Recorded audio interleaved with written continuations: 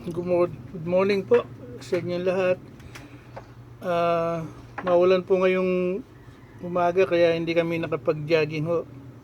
Ngayon ho, itong ano lang ho, reaction ko lang ho doon sa yung mga netizens, mga subscribers, mga Pinoy kung bakit mas pinipili nila yung mga foreign vloggers na nag-i-stay dito sa Pilipinas. Uh, Ang dami nilang katanungan, merong negative, merong positive tungkol sa mga foreigners at sa mga Pinoy subscribers natin. Totoo yung mga lahat ng mga sinasabi ninyo na karamihan sa atin kaya they turn yung sa mga foreign vloggers kasi nga alam nga naman sabihin nilang masama yung Pilipinas, so kung hindi maganda yung Pilipinas kung nag-i-stay sila dito. Dito sila kasi kumikita eh. Sa ibang bansa pumunta yan, hindi sila kikita. Like yung mga, marami din mga talagang foreign vloggers na tumutulong. Kaya sila tumutulong kasi nag stay sila dito sa Pilipinas. Kaya nga ako, nagbablog din, nag-YouTube din. Pinopromote ko talaga kung paano ko mai-apply pang livelihood program no projects ko. Pero ang lahat masama pa rin na sinasabi, binabas pa rin ako. Kaya kung ano-ano na ginagawa ko, yung sinasabi niyo yung paghuhubad o pagtitiktok o ano, yun ang sinasabi. Kung ano lang sinasabi yun na makakakuha ng subscription para sa mga Pinoy subscribers. Kasi kung yung tema ko, kasi mahirap lang ako, nakikita niyo naman siguro yung sitwasyon ko, kung magtutulungan nga lang sabi ko, ang mga Pinoy at marunong silang magbasa at makinig, talagang uunlad ang Pilipino. Hindi yung mga foreign vloggers talaga, yung mga celebrity, kasi meron sila Meron silang pera, meron silang gamit para ma-promote nila yung sarili nila at kumita sila. Kaya masama man o mabuti yung ginagawa nila, tanggap ng mga Pinoy Kung ano kung ano nga yung fake na ginagawa nila, talagang marami ang subscription kayong may kasalanan ba't inyo pinapakinggan yung mga ganong klase kasi naaaliw kayo sa mga ganong sistema ng pagbablog, kagaya ng mga yung mga Pilipino aliw na aliw sa ibang bansa, pero sa atin hindi sila naaaliw kung yung kapwa Pilipino yung nagbablog na tama yung ginagawa o gusto yung sinasabi o kaya yung may content yung pagtulong na talagang gusto makatulong. Kaso wala out of 5,000 na friends ko sa channel na ito, meron akong 6 na channel Pero so far ang subscribe ko lang 692 pa lang. Imagine, 692. Samantalang pag nag-vlog yung mga foreigners 1K, 10K a day. Pero ito, iniisip ko kung paano ko mapapag-isa ang Pilipino, ayaw naman nila. Paano, tapos sasabihin nyo yung mga Pinoy vloggers na kaya na lang gumagawa na lang sila ng kalokohan, mga peking pag-YouTube, pag-vloggers. Kasi ang gusto ng mga Pilipino yung masiyahan sila, mas wala silang kinakain gusto lang may mapanood na maganda para maaliw sila sa gutom nila. Samantalang ang iniisip ko kung paano ko ma-uplift yung kabuhayan ng mga Pilipino. Isipin mo, again and again, sinasabi ko sa inyo, kung ang Pilipino marunong lang magbasa at makinig at makisama sa bawat isa, buong Pilipino, lahat ng mga Pilipino mayaman, akala ninyo? Mayaman. Isipin mo na bawat text natin umaabot ng 444 million a day. Napakalaking pera yun. Sino yung pinapayaman ninyo? Yung mga peke. Hindi kayo. Dapat kayo ang yumayaman. Kaya ginamit ko itong vlog na ito para nga makatulong sa inyo. Hindi yung binabasa ko, ginagawa ko lang daw to para magkapera. Sino hindi gusto magkapera niyan? Sa akin, gusto ko magkapera para makatulong sa inyo doon sa mahirap. Kaya nga sinasabi ko, yung 22 million poor families, palagi ko sinasabi sa inyo, nasaan kayo? Nawawala nga kayo, mga kabataan nga. Biro mo, nagja-jogging ako, nag-workout, para lang makuha ko yung loob nila, kung anong gusto nila. You cannot fight them You have to join them, yun ang ginagawa ko. Pero nasaan ba nasa isip ninyo? Gusto niyo yung kasiyahan lang, pero yung content na sinasabi ko, hindi niyo pinakikinggan. Kaya yung mga nagre-reply sorry, kay Martin na nakalimutan ko na yung pangalan niya, na mas gusto niya raw yung vloggers ng mga foreigners dahil of course they have to, kailangan silang tumulong dito, nakikitira sila dito sa Pilipinas at dito sila kumikita na hindi nagtatrabaho, ganun lang. Isipin mo maigi yung kung bakit ganun ang nangyayari na sila kung yung Pilipino sana yung tinulungan nyo, ang dami na tutulungan ng mga tao. Kagaya ng sinasabi nyo, si Tekram, si Mark Neuerman, ang daming mga vloggers na Pilipino na na dapat nyo suportahan, na dapat tulungan. And I for one na gusto ko silang tulungan. Kaya nga binebenta ko nga sa kanila. Hindi ko binebenta, pinamimigay ko yung advokasya ko, yung programa ko para sa buong Pilipinas. Naaangat ang kanilang buhay. Pero nasaan kayo? Wala kayo dito eh. Yung isip ninyo nasa ibang bansa, yung isip ninyo nasa mga foreigners na pumupunta dito na, of course, pag pumunta ako sa Amerika, oh, this place is nice, good, and the food is really good, and the people are, siyempre, natutunan ako eh. Sabihan ko ng masama yun, pag hindi ako kinulong. Diba? Mag-isip-isip naman kayo kung bakit yung mentalidad ninyo napaka-colonial pa rin hanggang ngayon. Walang nangyayari sa inyo. Yung buhay ng mahirap na rin. Mahirap, kasi mahirap kayong abutin eh. Napakahirap niyong abutin. Kaya kung ano-ano yung pinaggagawa namin, halos naghihirap kami sa sarili namin. Sabihin nyo, kumikita kami. Minsan, nising kung duling, hindi kami kumikita sa inyo. Para nga matulungan kayo. Pero tinutulungan nyo yung mga celebrity YouTubers, naaaliw kasi kayo. Pero nasaan kayo? Ha? Aliw nga yung utak ninyo, ang isip ninyo, yung tiyan nyo naman ang nawawala, ang gutom na gutom. No, tapos yung iba sabi, pag nagsasalita, kailangan makita ninyo, marinig din yung mahusay, kaya malakas akong magsalita. Yung iba parang sabi, parang galit pag nagsalita ka. Kaya kasi,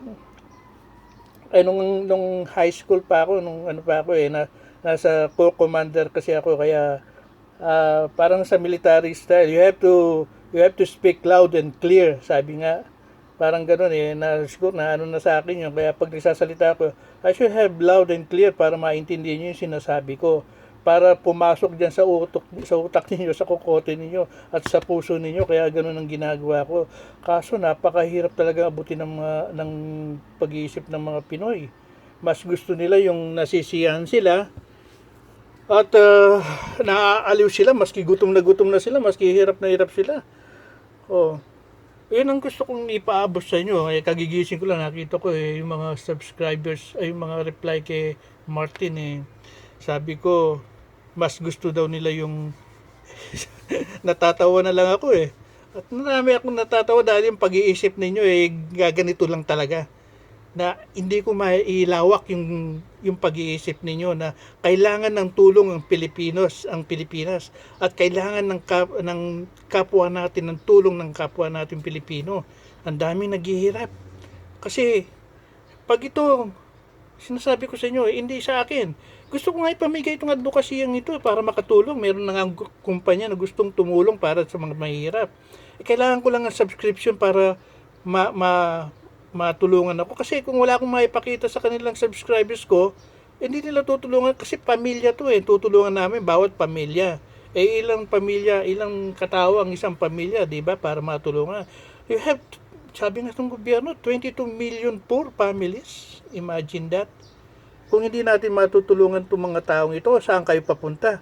Kaya palagi ko kayong ginigisip, palagi paulit-ulit na lang kong sinasabi sa inyo na dapat natin tulungan ang ating kapwa.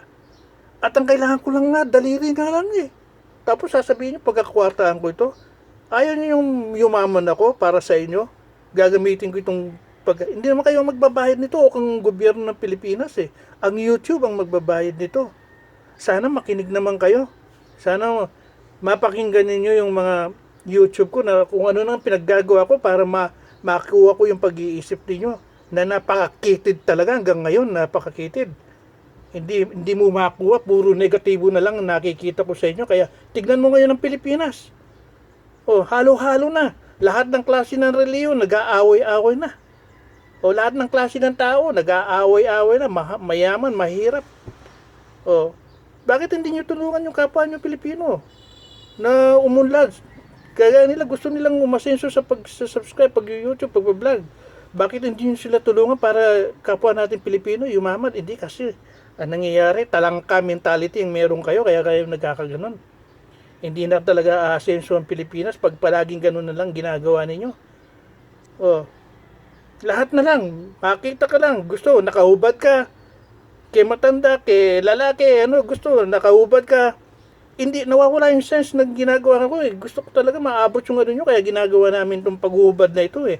Yung paghuhubad na nagwo-workout, kaya ako, tumami ang, ano ko, dumami ang views dahil sa paghuhubad ko. Biro mo senior na ako, gagawin ko para sa inyo, para makinig lang kayo sa akin.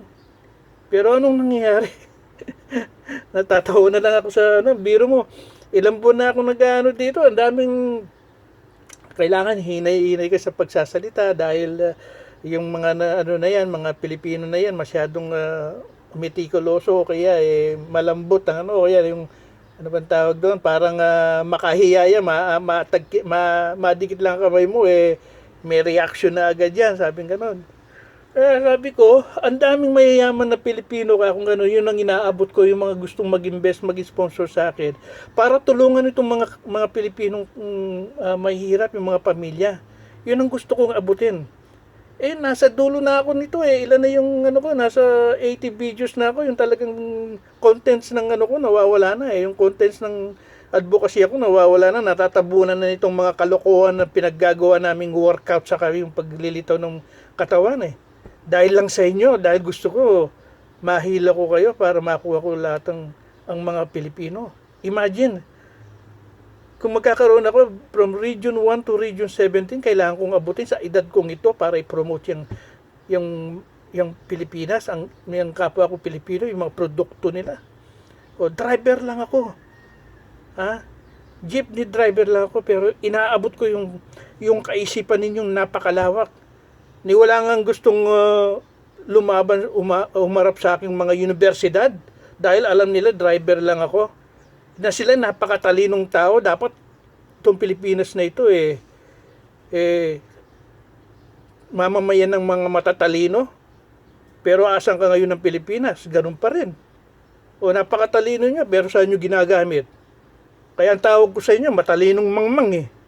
O, matalino kayo sa paggawa ng kalokohan, sa paghusga ng kapwa ninyo tao, sa mamaliit ninyo sa kapwa ninyo, sa bayan ninyo, kaya ayan, ganyan na lang kayo hanggang ngayon. Pero mangmang kayo sa paggawa ng kabutihan sa kapwa ninyo at sa bayan ninyo. O nasaan na kayo ngayon? Hanggang ganyan na lang kayo. Hanggang ganyan kayo, nagsisiraan kayo, naghihilaan kayo. Pero ito, gumagawa ko ng paraan para mapabuti ang Pilipinas at mga Pilipino. Ang daming yung matatalino, pero hanggang ngayon, matalino lang kayo sa pangungurakot. Wala na kayong ginawa kundi maliitin ang sarili ninyo, maliitin ang kapwa nyo Pilipino. Hindi na kayo nagtutulungan, nagkawatak-watak na ang pag-iisip ninyo. Naging masama pang pag-iisip ninyo. O gusto nyo maging masama yung kapwa ninyo tao, sisiraan ninyo. Huhubaran ninyo. Mamaliitin ninyo pag hindi naibigay yung gusto ninyo. Ganun na lang ang sasabihin nyo sa kanya, sisiraan nyo pa eh. Tulad na nangyari sa akin.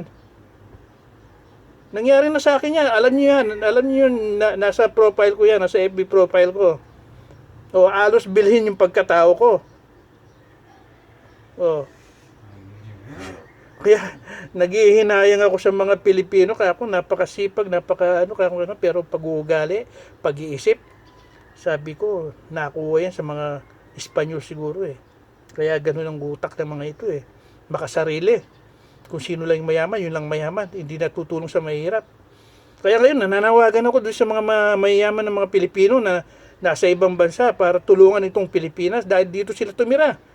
Tapos sasabihin nyo, ayaw nyo dito sa Pilipinas dahil pangit ang Pilipinas na kayo ang Pilipino na dito kayo pinanganak pero ayaw ninyo. Shit. Sorry my word.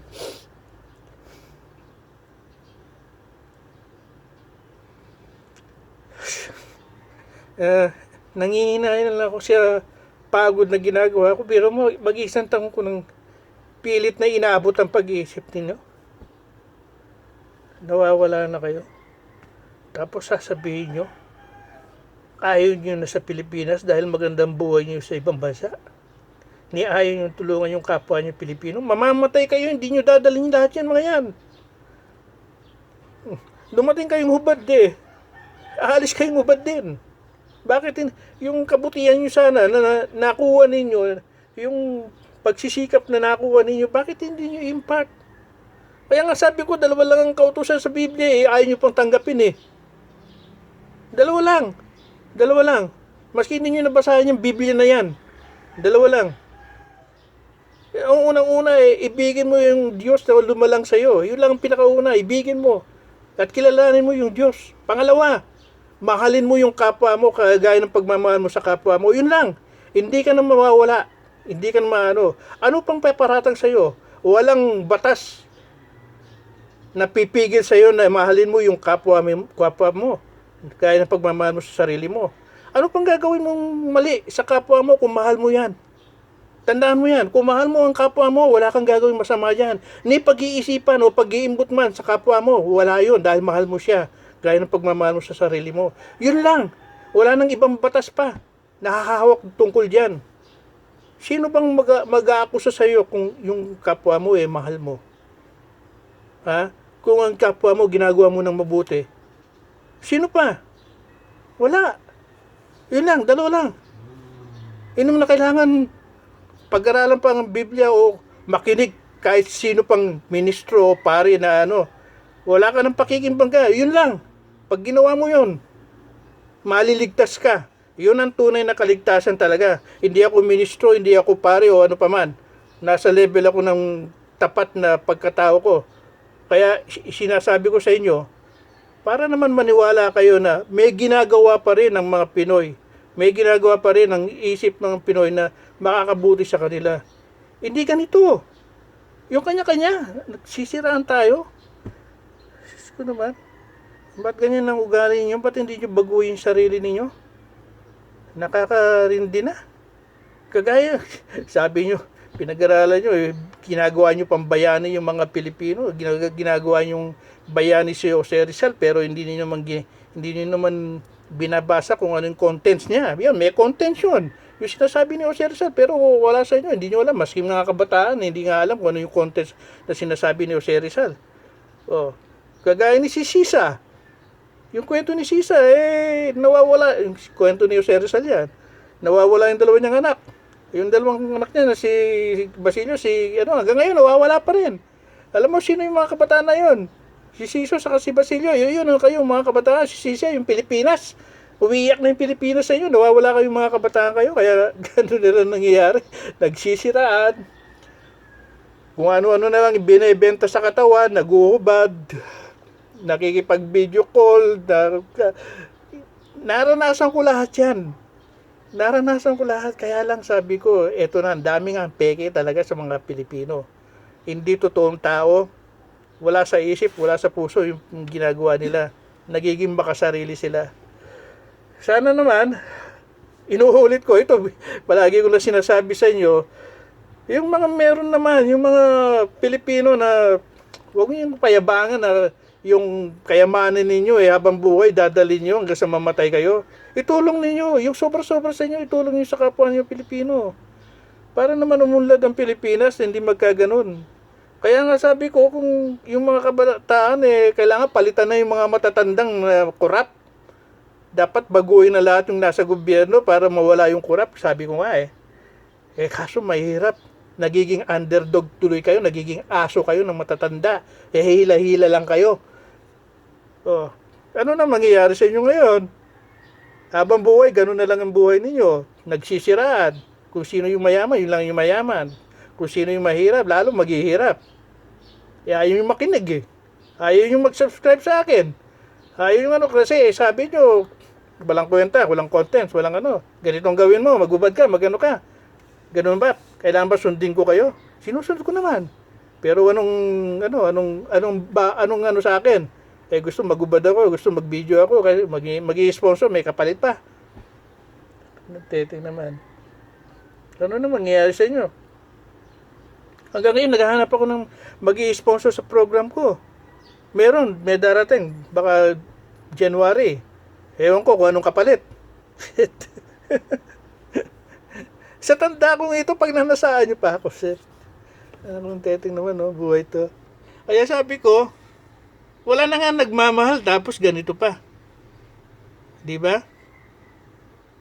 Yung sana magmamahal sa'yo, tapos hindi pa pwede. Sana naman makinig kayo. Kayong mga meron, kayong mga mahihirap, kayong mga Pilipino. Sayang ang lahi ninyo. Sayang na sayang ang lahi ninyo. Maaluan nga ang buhay nyo dito. Sa susunod na buhay ninyo, maaluan kaya yan. Tingnan nyo lang. Maaluan kayo dito kasi yan ang ng demonyo talaga kung sino yung masarap ang buhay dito sa mundong to. Yun talagang Pero kung itutulong nyo sa kapwa ninyo, gaya sabi ni Jesus, doon sa mayaman, gusto mong sumunod sa akin, pamigay mo lahat yung mga ari-arian mo. Hindi kaya kasi sanlibutan nga nasa sanlibutan kasi tayo, kaya hindi natin kayang mamigay at ibigay yung sa puso natin. Wala yun, kasi ang gumagana sa atin yung utak lang, wala sa puso, walang pagmamahal ba. Kaya sana naman sa susunod, sana magkaisa na kayong mga Pilipino. Sayang ang buhay ninyo. Ang daming namamatay na hindi dapat mamatay dahil sa ginagawa ninyo, dahil sa hindi nyo pagtulong sa kapwa ninyo. Kaya ko lang na ito dahil dami kong naririnig na negatibo kasi mas gusto ninyo taga-ibang bansa na tutulong sa inyo. Samantalang pwede naman kayong tumulong para sa sarili ninyo. At binubuksan ko palagi ang kaisipan ninyo para sa kapwa ninyong Pilipino. Yun lang ang gusto kong ipaabot sa inyo. Sana huwag naman kayong magalit kung ano pong nasabi kong masama sa inyo. Kasi yun po ang totoo talaga. Nawawala na po kayo. Salamat po. Good morning at umaaraw na. Magja-jogging pa kami ng anak ko. Thank you.